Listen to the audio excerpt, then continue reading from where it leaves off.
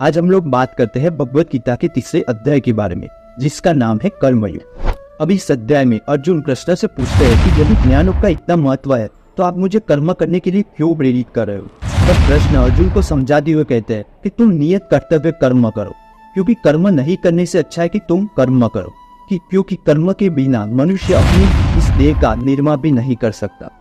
और दूसरी बात, कृष्ण अर्जुन को समझाते हुए कहते हैं, यज्ञ का महत्व समझाते हुए कहते हैं कि जो ईश्वर के भक्त है वो हमेशा पाप से मुक्त रहते हैं, क्योंकि वो लोग यज्ञ में अर्पण किया हुआ प्रसाद ही अपने भोजन के रूप में स्वीकार करते हैं। और आगे बताते हुए कहते हैं कि इस संसार में जितने भी प्राणी है वो अन्न से ही पोषण प्राप्त करते हैं, और अन्न बारिश से आता है, और बारिश यज्ञ से ही संभव है, और यज्ञ नियत कर्तव्य कर्म से ही संभव है। और इसे ध्यान से समझने की कोशिश करिए और भगवत गीता के तीसरे अध्याय में यज्ञ का महत्व, कर्म का महत्व जरूर पढ़े।